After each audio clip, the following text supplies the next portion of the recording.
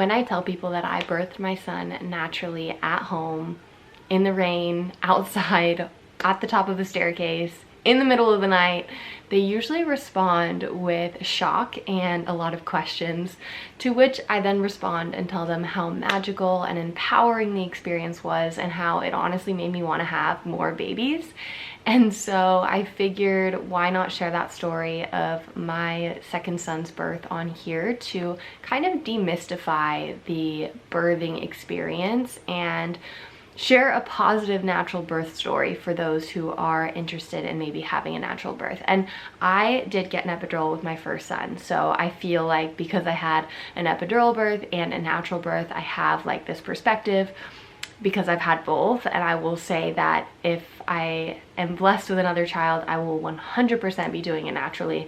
Of the two, I absolutely, without a doubt, preferred the no epidural birth. It's important to remember that like this is not some medical emergency. This isn't some crazy anomaly. Like women have been giving birth forever, literally forever. So if this is something that you're interested in and there's no complications in your pregnancy, it's 100% doable. More than that, it can be empowering and incredible and magical and beautiful and all of the things that you imagine. I'm not saying that it's not hard. I'm not saying that it's not painful and intense. That's birth, but it is possible to do it without any interventions, without an epidural. It all started on February 6th. I was out on a walk with my toddler and my husband was actually at a wedding. And on this walk, I started feeling what could be contractions. I think something that helped me a lot was that I was in denial for so long about the fact that I was actually in labor. Like, I continued along my walk. I kind of started timing them a little bit, but I just told myself, this is Braxton Hicks, go about your day, go about your night routine.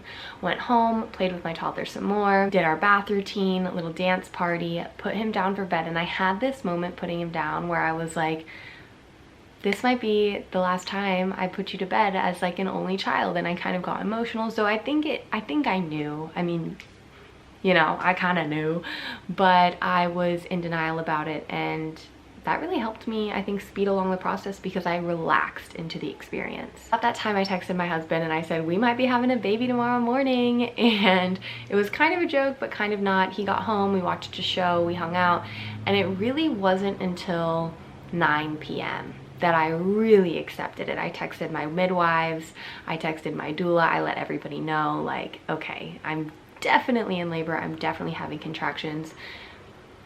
And that's that. So my husband went to bed, I put on a show, I tried to relax as much as I possibly could and had some snacks, hydrated. I tried to kind of stay in motion and in movement when I could because this is something that I didn't do with my first and it stalled my labor more than I think it would have if I had been in motion and moving and allowing gravity to kind of help me out a bit. So I tried to stay in motion. Next thing I know, 2 hours later, 11 o'clock rolls around and it's getting real intense. It's getting real intense. So I go to my husband, I said, hey, I'm gonna have the doula come over now because my contractions are getting really intense, but don't worry. This baby's probably not coming until the morning. Texted the babysitter, same thing. Just so you know, it's getting intense. Probably won't need you until the morning, but keep your phone on loud just in case. So that's all going down. And then again, that's at 11 o'clock. So I text my doula, she arrives at midnight.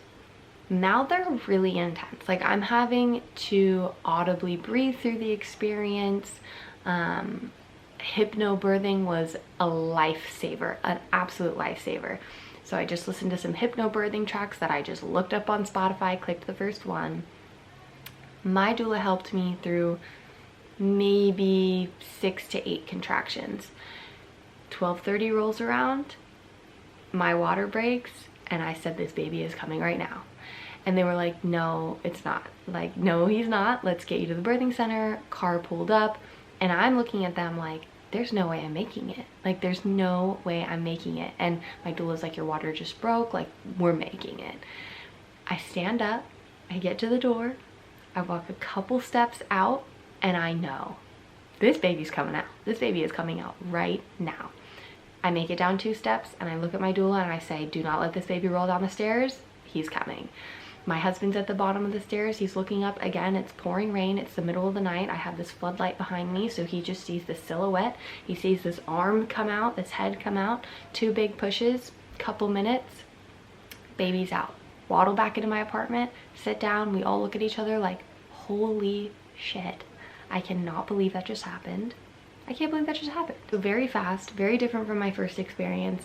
And here are the takeaways. Here are the things that I truly believe made it so euphoric, so enjoyable, so empowering. And I use enjoyable lightly. It's enjoyable after the fact. In the moment, I was like, what the is going on? Like, this is wild. But the fact that I was able to relax into the experience, the hypnobirthing really, really helped. I absolutely suggest getting a doula. 100% getting a doula, especially if it's your first time giving birth, because you don't know what to expect. It's so nice to have that extra support there. Trusting and knowing that my body is capable of doing this and that I am going to be all right, my baby is going to be all right, everything is fine, also allowed me to open up and relax, and really just visualizing with every contraction, my cervix opening, my cervix growing, expanding, allowing the passage to open up for the baby to come through, kind of feeling the energy of my baby, communicating internally with my baby, just trying to focus as much as possible on the experience and going inward, allowing myself to surrender fully. I've heard a lot of this before. I feel like with my firstborn, I watched a lot of these videos, these positive birth stories, because I wanted to do a home birth. Again, ended up going to the hospital and getting an epidural.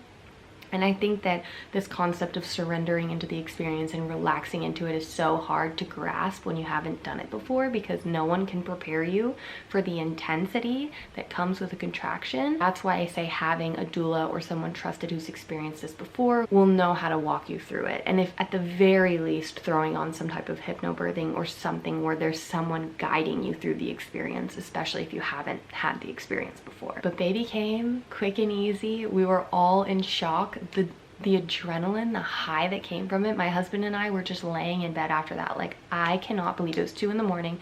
We're laying in bed, our brand new baby, beautiful and healthy, and we could not believe that all of that had just happened. And my firstborn, my son, got to wake up to his little brother the next morning, and it was just so incredible. So if you're nervous, if you're new an expecting mom, or maybe it's not your first time and you want to try out a natural birth, all I'm gonna say is that women have been doing it forever. You are capable, you are strong.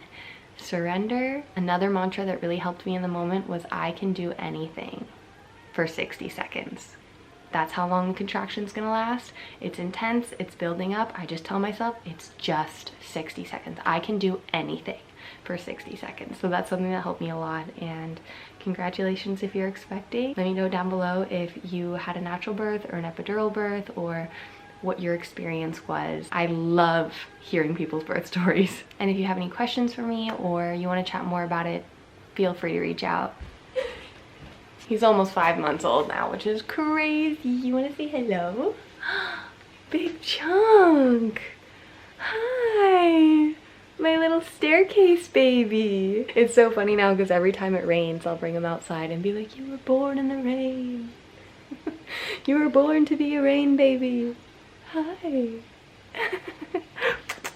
All right, congrats, mama, and good luck, but you don't need it. You got this. Bye. Say bye.